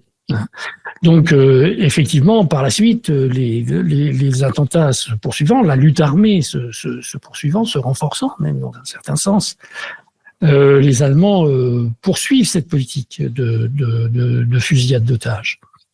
Et en particulier, le 15 décembre 1941, il se propose de fusiller 100 otages. En fait, il n'en fusille que 95, donc en majorité à Paris, plus d'une soixantaine à Paris, et puis pour les autres dispersés en France. Et donc le 15 décembre, ils choisissent une majorité donc extrait du camp de Drancy, une majorité de juifs, parce qu'ils ont lancé une campagne contre le judéo-bolchevisme. Voilà, c'est une sorte d'imaginaire répulsif des Allemands qui consiste à considérer que tous les juifs sont communistes. C'est évidemment pas du tout le cas. Même s'il y a un certain nombre de juifs qui sont communistes, bien sûr. Et tous les communistes sont juifs. Bon, parce que voilà, ce qui est pas le cas. Mais en tout état de cause, donc il y a cette grande campagne donc qui commence donc à développer l'antisémitisme très fortement pour essayer de le diffuser aussi dans la population. Alors cette politique, elle est poursuivie par la suite, puisque les attentats se poursuivent, mais avec des particularités. La particularité, c'est que le commandant militaire allemand, qui dirige l'ensemble donc de l'administration militaire allemande dans la zone occupée, hors le Nord-Pas-de-Calais qui est rattaché à la Belgique. Mais ce commandant militaire qui s'appelle Otto von Stumpnagel, en fait, il est opposé. Il est opposé aux exécutions d'otages. Pas pour des raisons humanistes, c'est que lui, il est sur place. Il sait que les choses se passaient très bien jusqu'à présent et il sait très bien que ça va monter la population contre les Allemands. Donc en fait, c'est pour des raisons d'efficacité. Et en plus, parce que c'est pas efficace, parce que d'ailleurs les faits lui donnent absolument raison, puisque ça n'interrompt pas du tout donc les attentats contre les militaires allemands. Donc il finit par démissionner. Alors ça n'empêche pas de décider les fusillades d'otages, mais il finit par démissionner en février 1942. Et il est remplacé, bien entendu. Il est remplacé, mais il est remplacé par un homme qui porte son nom, parce que c'est son cousin germain, il s'appelle von Stumpnagel aussi, mais il s'appelle Karl-Heinrich von Stumpnagel. C'est un peu compliqué, parfois on les confond, mais ce Karl-Heinrich donc lui succède en février, et il poursuit la politique de son cousin qui avait en janvier commencé quelque chose d'assez fin finalement, qui consistait à négocier le nombre d'otages avec Berlin, à négocier toujours à la baisse, et puis surtout à noyer un peu le poisson, c'est-à-dire à disperser, non plus à effectuer donc une fusillade massive d'otages, mais à les disperser, d'ailleurs beaucoup moins nombreux, et à les disperser dans différents lieux. Et à parfois à les mélanger avec des gens qui sont fusillés, non pas comme otages, mais comme ayant été condamné à mort par un tribunal militaire allemand. Ce qui fait que c'est pas toujours facile. Pendant longtemps, ça n'a pas été facile de distinguer ceux qui sont fusillés à titre d'otages, c'est-à-dire sans aucun lien avec le fait pour lequel ils sont fusillés, et des gens qui sont fusillés pour des causes qui ont été identifiées et considérées comme redevables d'une condamnation à mort par les tribunaux militaires allemands. Pardon, mais ce ressentiment de la population, du coup, qui monte quand même, parce qu'on voit des gens se faire exécuter, est-ce qu'on sent qu'il y a une progression de ce ressentiment aussi avec les échecs que va pouvoir, les revers militaires que va pouvoir subir l'Allemagne en 42, 43, quand on sent qu'ils battent un petit peu de l'aile, est-ce qu'on est un peu plus hardi? Alors ça, c'est plus tard, c'est effectivement plus tard, c'est l'année 42, les Allemands sont quasiment vainqueurs, pas exactement sur tous les théâtres d'opération, mais quasiment vainqueurs, c'est l'apogée de la puissance militaire des Allemands. Mais c'est évidemment la grande défaite allemande des victoires soviétiques, donc à Stalingrad, qui est vraiment extrêmement importante. La victoire de Stalingrad, c'est février 43, qui est suivi en juillet 43 de la bataille de Koursk, donc une gigantesque bataille de chars où les Allemands sont battus. Là, c'est vraiment peut-être même plus que Stalingrad. Alors, Stalingrad a été symboliquement extrêmement fort. Donc ça, c'est 43. Mais revenons à 42. À 42, les Allemands trouvent que cette politique des otages est inefficace. Finalement, Karl-Heinrich Stumpnagel trouve que c'est inefficace. Et de toute façon, la responsabilité de la répression, il a demandé à ce qu'elle soit transférée à ce que les Français appellent la Gestapo, et qui en fait, en réalité, s'appelle la ZIPO-SD, la Gestapo étant une des structures de cette ZIPO-SD. Et donc, au printemps 1942, c'est la ZIPO-SD qui fait exécuter des gens. Bon. Et puis ils mettent fin à ces exécutions. Enfin, ils mettent fin à ces exécutions fin mai. Ils arrêtent pendant un mois et demi et la Gestapo, là cette fois c'est vraiment la Gestapo, donc ils reprennent des exécutions massives, donc en juin, en juillet, en août et en septembre. Des exécutions massives. Et puis ils y mettent fin parce que ils constatent que voilà, ça n'a aucune efficacité, c'est même contre-productif, puisque voilà, la réaction est négative de la part des Français, et puis aussi parce que il y a des besoins de main-d'œuvre en Allemagne, donc ils reçoivent des instructions de la part de Berlin qu'il vaut mieux déporter les gens que de les exécuter. Bon. Donc là, on est en 1942. Et effectivement, l'opinion publique aussi, je parlais tout à l'heure de la grande coupure de la déportation de travail, du travail obligatoire en Allemagne. Elle est un peu concomitante des défaites allemandes. Je dis la Stalingrad début février 42, Kursk juillet. Voilà, on est en plein dans le début des défaites allemandes, qui reste encore extrêmement puissant, bien sûr. Le STO, le service travail obligatoire, on le rappelle, du coup, c'est un peu une réquisition des Français, en fait, d'une partie de la population. Absolument, pour aller travailler en Allemagne. Voilà, pour aller travailler en Allemagne et faire tourner l'économie. Le premier STO, service du travail obligatoire, c'est à partir de février 43, mais en réalité, il y a déjà des dispositifs à partir de l'automne 42.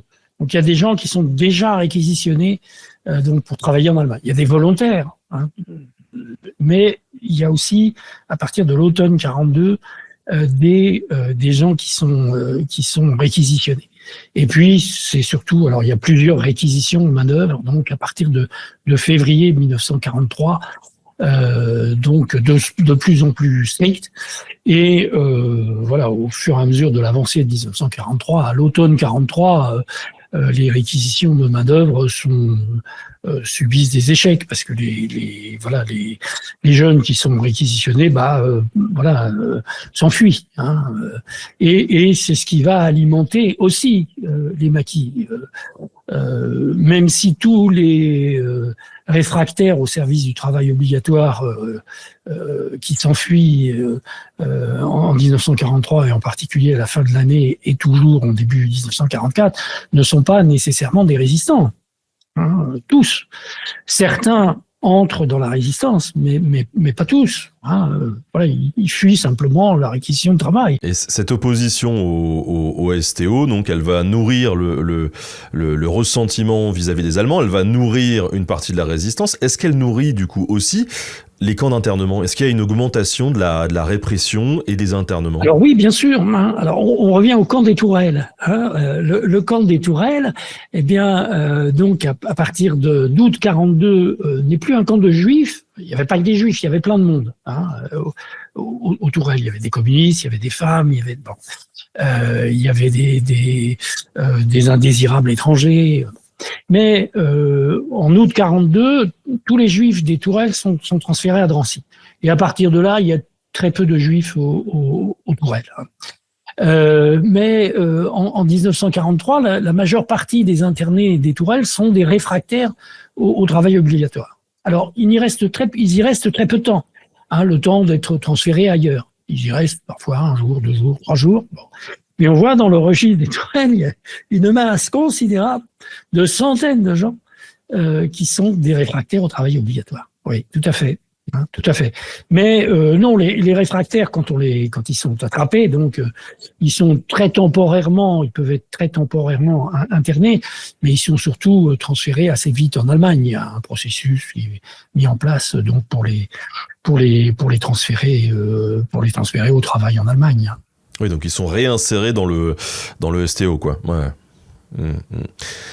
Et alors, cet appareil répressif, il y a concernant les opposants politiques, il y a des tribunaux spéciaux qui se mettent en place, ou ça se passe comment en fait? Est-ce qu'on continue toujours à les mettre sous la base de soupçons comme ça, ou là il commence vraiment à y avoir une procédure avec des tribunaux? Voilà, alors là il faut revenir en arrière. Effectivement, on est passé assez vite, ce qui était évidemment normal. On prend un certain nombre de thèmes, mais il faut revenir en arrière. C'est-à-dire qu'il faut revenir au premier attentat de Barbès, donc de Pierre Georges, 21 août 1941. En fait, le régime de Vichy avait préparé une loi prévoyant la peine de mort pour les activités communistes. Donc dès le mois de juin, dès la fin juin 1941. Et quand les Allemands, à la suite donc de l'attentat de Barbès, les Allemands réclament l'exécution de 6 personnes. 6 hommes. Voilà, ils demandent à Vichy de faire exécuter 6 personnes.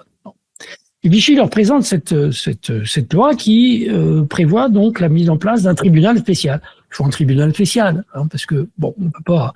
Il y a quand même un certain souci de la légalité à l'été 1941 encore. Et donc, il faut mettre en place un tribunal qui prévoit la peine de mort pour les activités communistes, alors que jusqu'alors, c'était juste 5 ans, jusqu'à 5 ans de prison qui était la peine maximale. Donc, ce tribunal, eh bien, il est mis en place par une loi qui, en fait, est antidatée, au 11 août. Alors que l'attentat a eu lieu le 21 août et la décision est prise le 22 et le 23 août. Mais en fait, la loi est antidatée au 11 août pour faire semblant que ça n'est pas une réponse à l'attentat de Barbès. Et cette loi donc prévoit la mise en place de sections spéciales auprès donc des cours d'appel en France. Au cours d'appel dans la France occupée, auprès des tribunaux militaires dans la France dite libre, la France non occupée. Mais bon, chacun ayant sa section spéciale. Et donc ces sections spéciales, voilà, elle se met. Alors ce sont des magistrats qui composent ce tribunal, cette section spéciale. Et donc la première section spéciale donc juge et condamne 3 personnes à mort qui sont exécutées dans les heures qui suivent. Voilà. Dont certains avaient déjà été condamnés, condamnés à 1 an de prison, 3 ans de prison pour les mêmes faits. Bon. Donc on les ressort et puis on les condamne à mort et on les exécute. Bon. Mais la section spéciale, les magistrats cales, ils en condamnent que 3. Et ils en condamnent pas que 6. Alors les Allemands réclament. Donc, comment vous nous aviez promis, on vous avait demandé 6 exécutions, vous n'en faites que 3. Et donc Vichy répond en instaurant un autre tribunal spécial. Alors là, pour être plus sûr du jury, des gens qui vont condamner, ce ne sont pas des magistrats professionnels. Bon. Il choisit, et ce sont des gens qui choisissent lui-même, alors que les autres étaient plus ou moins volontaires sur les sections spéciales. Donc c'est ce qu'on appelle le tribunal d'État. Alors il y en a un à Paris, puis il y en a un à Lyon pour la zone non occupée. Mais avec un champ d'activité beaucoup plus large que la répression politique. Tout type de répression, en réalité, contre les avortements, etc. Toutes les déviances, en gros. Et donc, ce tribunal d'État, lui aussi, condamne à mort 3 personnes, dont l'ancien député de la Somme, Jean Cattelat, donc qui sont exécutés, et là encore, quelques heures après le jugement. Et qui sont guillotinés dans la cour de la santé, comme les 3 précédents. Voilà. Donc, alors ces tribunaux spéciaux, ils continuent de fonctionner par la suite, mais au fur et à mesure qu'avance l'occupation, ils sont de moins en moins sévères. Et en particulier, vers 43 et 44, ils se sentent le vent tourner. Donc, on préserve quand même un peu l'avenir. Et d'autant plus qu'en fait, ce sont les Allemands qui se saisissent des cas de résistance armée. D'ailleurs, on a un document tout à fait étonnant où la section spéciale, à moins que ce soit le tribunal d'État, je me souviens plus, mais qui vient quémander auprès des Allemands en disant vous prenez tout, nous on n'a plus rien, on n'a plus les cas sérieux. Ouais. Mais donc ce sont les Allemands qui se saisissent des cas et puis qui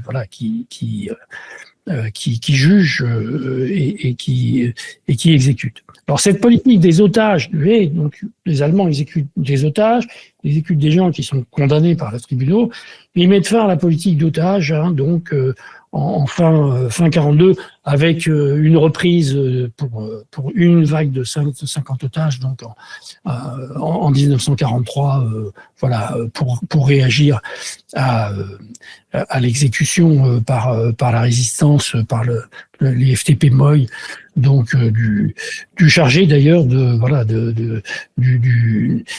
la déportation de travail en Allemagne. On se dirige vers la fin de cet entretien, mais il y a quand même deux points que j'aimerais aborder avec toi. Est-ce qu'on a une idée du nombre de personnes qui ont transité par ces camps d'internement français au cours de la guerre? Alors ça, je n'y suis pas arrivé. Hein. Je ne sais pas. Ça dépend de ce qu'on compte. Si on compte les républicains espagnols, qui sont effectivement des internés, sont gardés derrière des barbelés, ils n'ont pas la possibilité de sortir, sont des internés. Alors là, on en a des dizaines de milliers, vraiment des dizaines de milliers. Si on compte les étrangers, donc sur la base juridique de ce décret de novembre 38, c'est sans doute un peu plus facile à établir, mais comme les camps sont très nombreux, il faut aller chercher dans les registres de chacun de ces camps. Et donc c'est un travail un peu complexe à faire. Si on prend les internés au titre du décret de septembre 39, d'octobre 39, du 18 octobre 39, donc les communistes ou les repris de justice,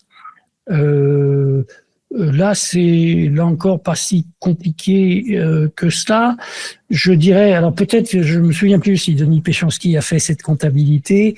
Moi-même, je l'ai pas faite. J'ai fait surtout sur la région parisienne.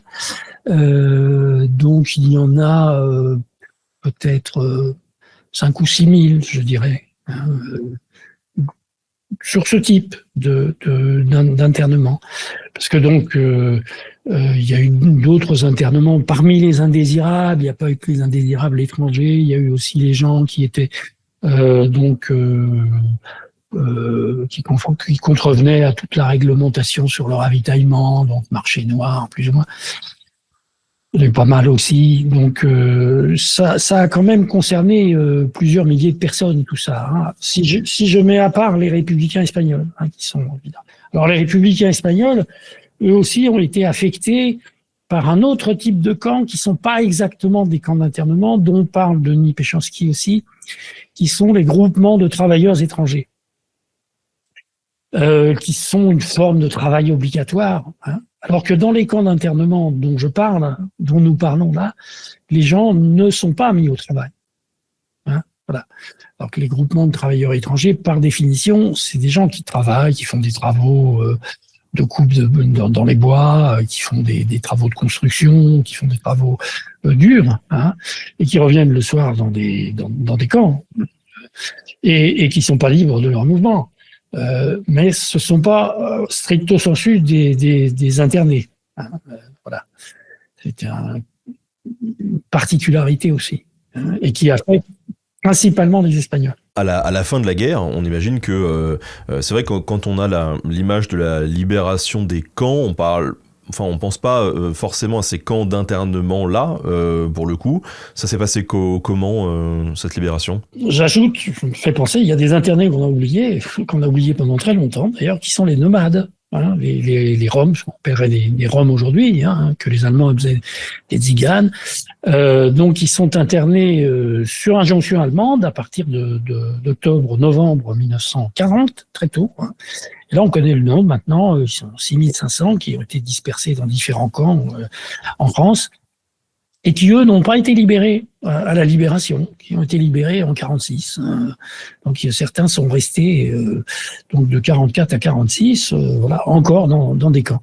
Mais les camps d'internement dont on parle ont été libérés à l'été 44. Hein, souvent juin, juillet, parfois par des coups de main armés, hein, de résistance armée, la plupart du temps d'ailleurs. Et donc, ils ont servi ensuite à interner pour un temps assez court aussi des gens suspects de collaboration. Hein, donc, qui ont été jugés ou considérés comme non collaborateurs.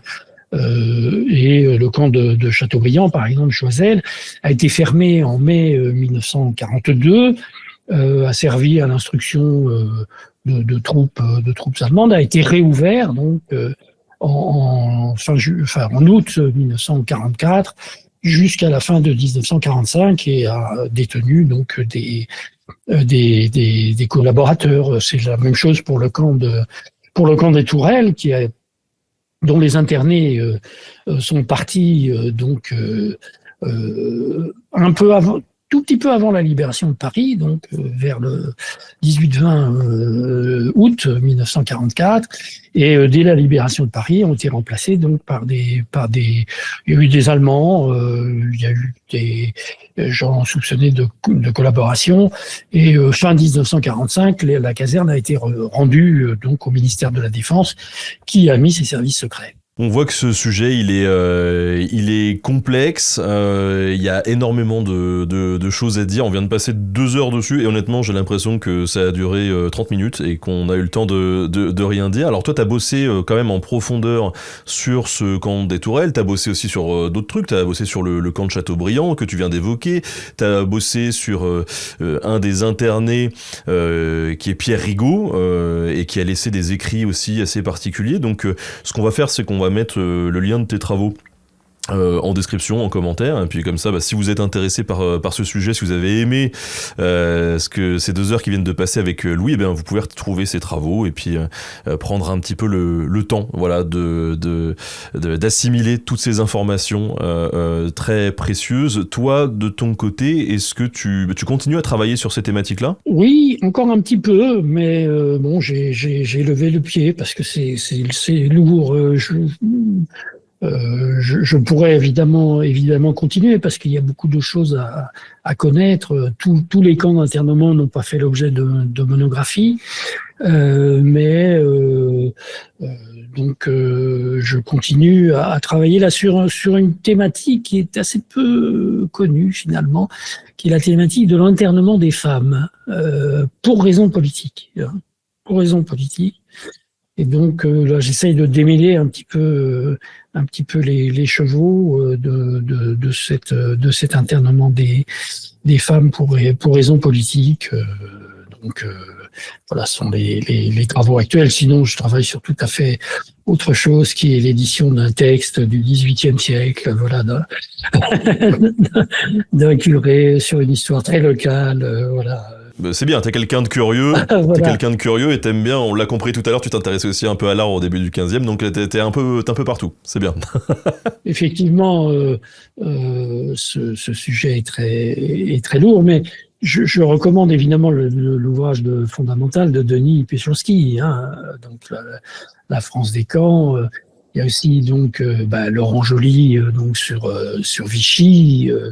Même si je suis très critique par rapport au chapitre qui n'est pas rédigé par Laurent Joly sur la répression, qui oublie quasiment toute la répression anticommuniste, tout simplement parce qu'en fait, la plupart des l'essentiel de cette répression s'est appuyé sur des dispositifs qui sont antérieurs au régime de Vichy. Hein, mais il y a des centaines et des centaines de gens qui ont été internés. Donc avant août 41, j'ai le chiffre très précis. Donc rien que dans la Seine. Hein, c'est à mon avis un défaut important parce que dans l'anti-France que combattait ce régime de Vichy, il y avait les Juifs, bien sûr, il y avait des francs-maçons, mais il y avait aussi des communistes, hein, aussi. Hein, mais ce livre vaut, je crois, la peine d'être lu, bien sûr. Et puis j'évoquais donc l'internement des Tziganes, donc un livre assez récent, donc de 2022, de Lise Foineau, qui s'intitule Les nomades face à la guerre, et donc lui aussi qui est très très utile et très intéressant, qui fait vraiment je crois le tour de la question. Puis sinon il y a des sites internet, hein, sur les différents camps d'internement, le camp de Gurs, le camp du Rieucros, et donc certains sont très bien faits, très documentés, avec une bibliographie importante, donc permettent vraiment d'approfondir ce sujet. Hein. Bah écoute, merci en tout cas pour toutes ces recommandations, et puis pour ceux qui aimeraient creuser aussi tout le contexte qu'on a abordé dans ce même format d'interview que moi je trouve passionnant. J'adore recevoir des gens passionnants comme toi, Louis, et on a reçu notamment dernièrement Nicolas Patin. Ensemble on est revenu sur la République de Weimar, donc le régime, hein, qui a eu du coup avant côté allemand, et donc on a essayé de comprendre comment s'est mis en place finalement tout ce système et cette montée du fascisme en Allemagne. Et puis avec Christian Ingrao, nous avons évoqué deux sujets, à savoir comment le nazisme s'est normalisé finalement en Allemagne, et puis lors d'une autre émission on est revenu sur l'après-guerre, et finalement on s'est posé la question de savoir est-ce que les nazis avaient vraiment disparu en fait, hein. Où est-ce qu'ils étaient passés après la guerre, tout le tabou qu'il y a pu avoir autour de ces questions-là. C'est vraiment passionnant, et c'est salutaire de s'intéresser à ces questions, donc je vous invite à aller écouter ces émissions. Tu voulais rajouter un petit mot? Non, merci. Merci de m'avoir invité et de me permettre donc d'essayer d'éclairer, j'espère avoir un peu réussi, donc ce thème de l'internement, qui effectivement est un peu compliqué, et je trouve dans beaucoup de publications d'ailleurs des confusions sur on dit un tel ont été internés dans la prison un tel, alors qu'en fait il s'agit pas à proprement parler d'internement. Même si c'est vrai, et c'est pour ça que ça complique aussi, certains ont été internés temporairement dans des prisons.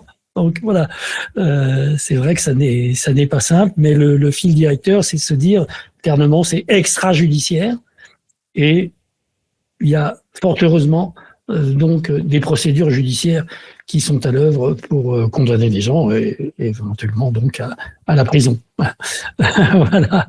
Merci beaucoup encore, Louis, de nous avoir accordé un petit peu de ton temps. Merci encore. De rien, c'est moi qui remercie. Et à tous ceux qui nous écoutent, voilà, vous pouvez retrouver cette émission en replay donc sur Twitch, hein, pour les semaines à venir, et puis ensuite ça sera rediffusé sur la chaîne YouTube Nota Bonus, et bien évidemment en podcast sur toutes les plateformes. Et on se retrouve très bientôt. Merci encore à Louis pour la préparation de l'émission, et à très bientôt. Salut!